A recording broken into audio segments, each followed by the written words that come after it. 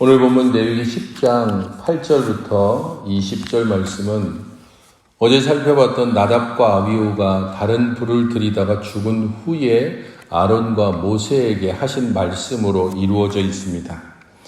하나님께서 아론에게 말씀하여 이르시되라고 하는 이 8절 말씀은 하나님이 아론에게 말씀하신 유일하신 구절이기도 합니다. 물론 기록되지 않았기 때문에 다른 말씀을 하셨는지는 모르겠지만 적어도 성경의 기록으로 치면 하나님께서 아론에게 단독으로 이야기하신 유일하신 구절이기도 합니다.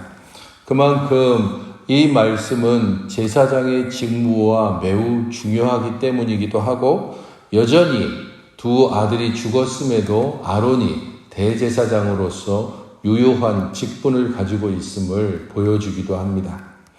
너와 네 자손들이 회막에 들어갈 때에는 포도주나 독주를 마시지 말라. 그리하여 너의 죽음을 면하라. 이는 너희 대대로 지킬 영영한 규례다라고 분명하게 말씀하십니다. 아마도 이 구절이 왜 아론의 두 아들이 죽게 되었는지를 설명하는 구절이 될 것입니다. 나답과 아비후가 다른 불을 들였고 그로 말미암아서 죽음을 당했다라고 앞서 기록하고 있는데 왜 그들이 다른 불을 들였을까? 그 이유를 천천히 생각해 본다면 하나님의 이 말씀과 충분히 연관될 것입니다. 그들이 어떤 이유에서인지 모르지만 포도주와 독주를 마셨을 가능성이 있고 그렇기 때문에 하나님께서 분명하게 명하신 불이 아니라 그냥 아무 불이나 가지고 들이다가 죽임을 당했다는 것입니다. 그렇기 때문에 그러한 그들의 말씀과 행위에 대하여서 하나님께서 분명히 경고하고 포도주와 독주를 마시지 말도록 말씀을 합니다. 왜 그런지는 10절과 11절에 이 말씀을 하시는 이유가 등장을 합니다. 그리하여야 너희가 거룩하고 속된 것을 분별하며 부정하고 정한 것을 분별하고 또나 여호와가 모세를 통하여 모든 규례를 이스라엘 자손에게 가르칠 것이다 라고 말씀하기 때문입니다. 제사장의 직무와 관련해서 하나님이 여기서 두 가지를 말씀을 합니다. 하나는 제사장의 역할은 분별하는 역할이라는 겁니다. 거룩한 것과 속된 것 그리고 부정한 것과 정한 것을 분별하는 것이 제사장의 역할입니다. 거룩한 것과 속된 것이라고 하는 것은 하나님께 바쳐진 것과 일상 가운데서 사용되어지는 것입니다. 곧 우리가 일상 가운데서 사용하는 모든 집기나 혹은 돈이나 이런 모든 것들은 속된 것에 해당합니다. 그것이 하나님께 바쳐지게 되면 그것이 바로 거룩한 것이 됩니다. 속된 것을 하나님께 바쳤을 때에 거룩하게 되면 더 이상 그것을 개인이 사용할 수 없습니다. 그렇기 때문에 거룩함과 속됨을 구별하는 것은 하나님의 것과 내가 일상 가운데 사용하는 것을 분별하는 것을 의미합니다. 부정한 것과 정한 것이라고 하는 것은 하나님과 함께할 수 없는 것이 부정한 것이라면 하나님과 함께할 수 있는 것이 정한 것입니다. 그렇기 때문에 하나님께서 부정하다라고 규정된 것, 그것은 제사를 통해서 정함이라고 하는 정결의 과정을 거쳐야만 하나님과 함께할 수 있습니다. 사람일 수도 있고 물건일 수도 있습니다. 어떤 것이든 부정한 것은 결코 하나님과 함께할 수 없기 때문에 부정한 것이 어떤 것인지를 분명히 구별을 해줘야 그것을 정결하게 할 수 있는 방법을 찾을 수 있습니다. 그렇기 때문에 제사장은 어떤 것이 거룩한지 어떤 것이 부정한지를 명확하게 분별하고 그것을 또한 백성들에게 가르쳐야 되는 의무가 두 번째 제사장의 직무입니다. 모세를 통해서 주어진 규례를 제사장들은 백성에게 가르치는 것입니다. 거룩한 것, 속된 것, 부정한 것 이런 모든 것들은 외적으로는 드러나지 않고 하나님과 자신만이 알고 있습니다. 부정한 것을 만지고서도 부정한 것을 만지지 않은 것처럼 행동할 수 있습니다. 그렇다고 해서 그것을 분명히 사람이 목격하지 않은 이상 그 사람이 부정하게 되었다는 것을 알 수 없기 때문입니다. 그렇기에 제사장은 부지런히 계속해서 백성들에게 어떤 것이 부정한 것인지, 어떠할 때에 속된 것이 거룩하게 되는지를 가르쳐서 백성들로 하여금 하나님을 경외할 수 있는 방법을 찾아가게 하는 것입니다.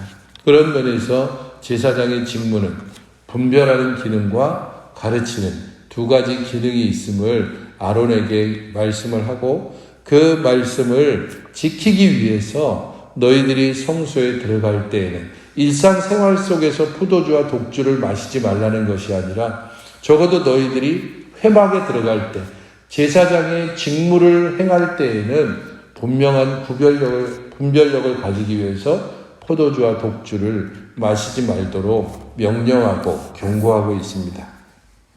12절부터 15절은 제사장의 분기신 제물에 대해서 말씀하고 있습니다. 모세가 아론에게 제사장에게 주신 분기신 제물을 먹도록 지시하는 장면이 나옵니다. 소재의 남은 부분과 화목제 가슴과 오른쪽 뒷다리를 거룩한 장소인 회막에서 먹으라는 겁니다.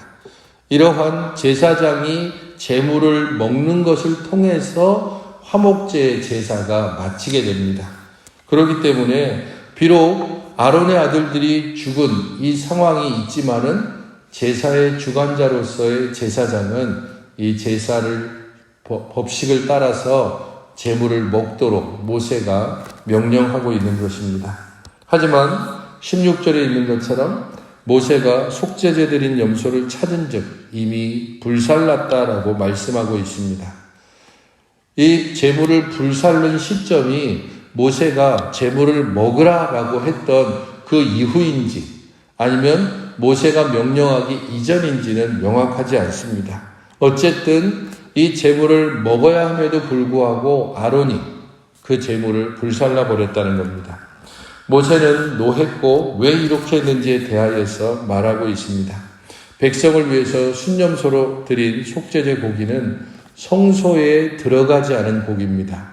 그렇기에 이것은 제사장 몫이고 제사장은 그것을 먹음으로써 백성의 죄를 먹는 제사장의 직무를 완성해야 합니다. 그것을 완성하지 않고 다 불태운 것은 하나님께서 말씀하신 것을 분명하게 어긴 것입니다. 모세가 노하면서 왜 이렇게 했는지를 묻자 아론은 19절에 이렇게 말합니다. 오늘 그들이 그 속죄제와 번제를 여호와께 드렸어도 이런 일이 내게 임하였거늘 오늘 내가 속죄제물을 먹었더라면 여호와께서 어찌 좋게 여기셨으리요. 그래서 이 일은 자기의 두 아들이 죽은 그날이고 바로 그날이기 때문에 이 제물을 먹지 않고 불태웠다라고 아론은 말하고 있습니다. 하나님이 좋게 여기지 않았을 것이다. 이것은 아론의 마음 상태입니다. 자기의 두 아들이 죽었다. 그 아들이 죽음으로 인해서 하나님의 심판을 직접 목격했습니다.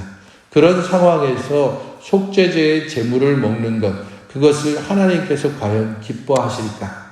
이것은 율법의 말씀과는 상관없는 아론 자신의 마음이고 행동입니다.